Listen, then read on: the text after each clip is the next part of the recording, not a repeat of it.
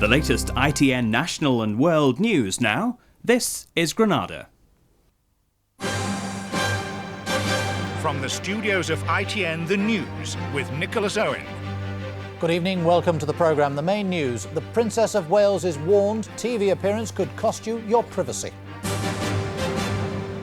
The Princess of Wales was told today that she may have sacrificed her right to privacy by giving a television interview. Lord Wakeham, the chairman of the Press Complaints Commission, said those who court publicity must bear the consequences. Tonight, some royal reporters are warning that the Princess's uneasy relationship with the media will worsen after the interview is broadcast. Chris Roberts reports. The press pack is gathering at the gates of Kensington Palace this evening, but the Princess of Wales has turned camera shy ahead of tomorrow's panorama screening. The rumour mill surrounding the contents of the interview has gone into overdrive, but while the details remain secret, the fact is the Princess speaks about the most personal aspects of her life. In the past, Lord Wakeham has appealed to the media to respect the royal family's privacy. He believes Princess Diana's decision to go public could leave her open to a tabloid witch hunt. In today's Mail on Sunday newspaper, Lord Wakeham says, if we court publicity, we run the risk of finding ourselves in a spotlight which may prove harsh and intrusive. He adds, those who do that may place themselves beyond the PCC's protection and must bear the consequences of their actions. The warning from those on the tabloid circulation frontline, meanwhile, is somewhat blunter. The media's attention isn't something you can tap, you can turn off when your ego has been refreshed. You've unleashed a torrent and she may get swept away by it. She's in a very, very dangerous position now, and it's entirely of her own making. The Princess's private life has often been too public for her liking. But scooped by a television programme, the newspaper cameras will be in no mood for appeals for privacy. Chris Roberts, ITN. A 19-year-old man will appear in court tomorrow charged with murdering the schoolgirl Naomi Smith. Edwin Hopkins from Annesley Common in Warwickshire will appear before Nuneaton magistrates. 15-year-old Naomi's body was found in a playground close to her home in Annesley Common 2 months ago. The Irish Prime Minister John Bruton is still examining John Major's latest proposals aimed at kick-starting the Ulster peace process. It's thought they suggest a date for the start of all-party talks. But Mr Major is still insisting on the decommissioning of IRA weapons first. And the Queen Mother's continuing to make a good recovery from a hip replacement operation. Prince Edward visited her this afternoon at London's King Edward VII Hospital. He said she's doing very well and should soon be able to leave. The Conservative Party chairman Brian Mawhinney today accused Labour of living in fantasy land over income tax. Labour's proposed a rate as low as 10 pence in the pound. The Shadow Chancellor Gordon Brown says he wants to benefit all taxpayers. John Draper reports. Labour say they want to cut taxes for ordinary people by reducing the lowest rate from 20 pence to just 10 pence in the pound. They say that in particular that would help the recently unemployed who often get a first job at very low wages.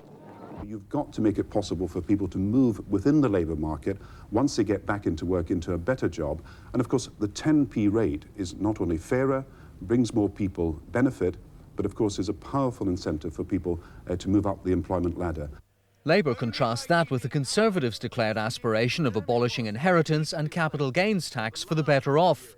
But the Tories say Labour simply aren't credible on tax cuts. Everybody knows that our instinct is to reduce tax. Everybody knows that the Labour Party's instinct is to spend more and to increase tax. Labour's claim that they'd let people keep more of their wages is a direct challenge to the Tories. And while one analyst called the 10 pence rate a gimmick, it'll put even more pressure on the Chancellor to cut taxes in next week's budget. John Draper, ITN. 3 Islamic militant groups have said they ordered the suicide car bomb attack that's killed 15 people in the Pakistani capital Islamabad. The explosion devastated the Egyptian embassy, which was fully staffed at the time. 59 people were injured. The people of Poland are voting on whether Lech Wałęsa should remain president. The man who helped bring down communism in Poland may be defeated by a former communist minister, Aleksander Kwaśniewski. And Croatia's President Franjo Tudjman is flying to America amid signs that negotiators have reached agreement on the future of Bosnia. 19 days of talks between the opposing sides have now been going on in Dayton, Ohio, and will reach their climax tomorrow. A state commission in Israel has begun the official investigation into the security breakdown that led to Yitzhak Rabin's assassination. Mr. Rabin's partner in peace, the Palestinian leader Yasser Arafat, today visited the city of Jenin, just handed back to Palestinian control. Our Middle East correspondent Robert Moore reports. Amid tumultuous and chaotic scenes, Yasser Arafat arrived in the West Bank, declaring the city of Jenin liberated and promising that soon he would be praying in Jerusalem. Ever faster, Israel's 30-year occupation of the West Bank is being rolled back. For the people here, it is their moment of freedom. Within 2 months, Palestinians will be voting in their first ever elections. Arafat had hundreds of bodyguards, many crouched around him. After the assassination of Rabin and reports that he too is being targeted, these are nervous times for the security services. In Jerusalem, the Commission of Inquiry into the murder of Rabin began sitting today, amid fresh rumours of the role played by Israel's internal secret service, the Shin Bet. As the reenactment showed, there were huge security lapses. Now it is suggested that one of the assassin's conspirators was actually in the pay of the secret service, but somehow failed to warn his controllers of what was about to happen. Today, the government vowed to stamp out all racist, violent and extremist Jewish groups, saying they now pose a grave threat to Israel's democratic future.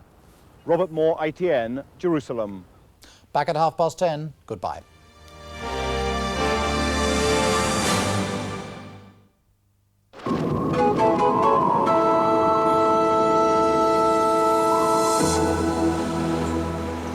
Hello, good evening. Well, it's definitely another chilly night ahead of us with unreliable cloud cover leading to patchy mist and touches of frost, mainly confined to southern parts. Already, though, we see a hint of a change ahead with that cloud building up down to the southwest and rain reaching the Isles of Scilly by morning. So let's go into tomorrow morning and we can see that rain out to the far southwest. Otherwise a chilly but bright start. Then during the course of the day, well, central and eastern areas more or less remain that way, but that rain moves into Northern Ireland, Wales and the southwest. And with the wind switching direction to come from the south or southeast, adding to the chill of temperatures like 9 or 10. 10 is 50 in Fahrenheit. Here's tomorrow's summary. Sponsored by PowerGen, generating electricity, whatever the weather. On Mondays this morning, Monty Don's answering all your winter gardening questions. Susan Brooks picks cockles in Wales. There's music from Curtis Stigers, and the newest, softest leather look, and advice on buying toys your kids will really play with. So that's this morning. At 10:35.